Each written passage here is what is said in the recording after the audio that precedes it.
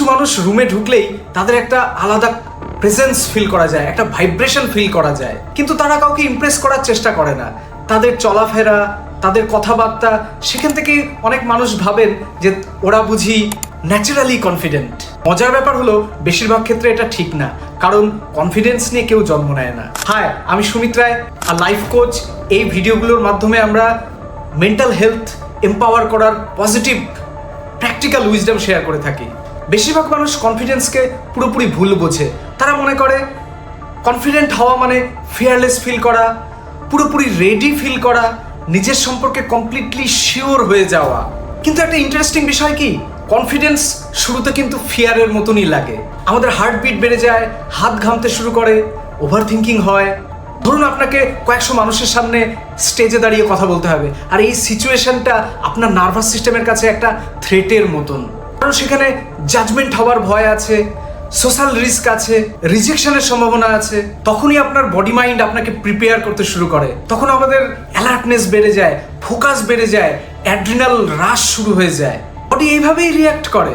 আর বেশিরভাগ মানুষ এই ভুলটাই করে ফেলে। তারা এই ফিলিংগুলোকে ডেঞ্জার হিসেবে ধরে নেয়। তারা ভাবে আমি অ্যাংসাস, আমি এটা পারবো না, আমি এখনো রেডি নই।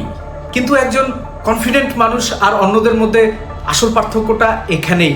কনফিডেন্ট মানুষরা এই আনকমফোর্টেবল ফিলিংগুলোর চলে যাওয়ার অপেক্ষা করে না।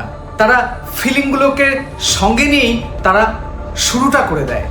তাই confidence is not absence of fear, it is a movement despite fear.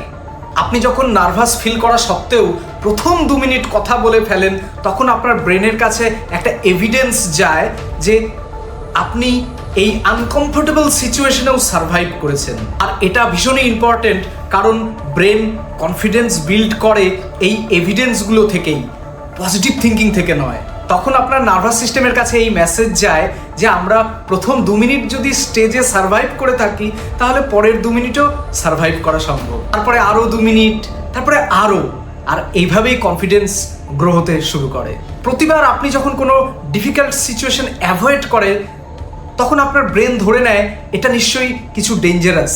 কিন্তু প্রতিবার যখন আপনি ডিসকমফোর্টের মুখোমুখি হন এবং সার্ভাইভ করেন, তখন ব্রেন নিজেকে আপডেট করে, নিউরাল পাথওয়ে তৈরি হয়। ধীরে ধীরে সে বুঝতে শুরু করে এটা হয়তো বা ডিফিকাল্ট ছিল, কিন্তু ইম্পসিবল না। আর ঠিক এভাবেই কনফিডেন্স বিল্ড হয় রিপিটেডলি আনসার্টেনিটি হ্যান্ডলিং এর মাধ্যমে।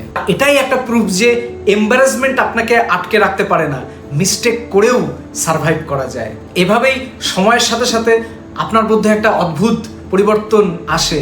আপনি ন্যাচারালি কনফিডেন্ট ফিল করতে শুরু করেন।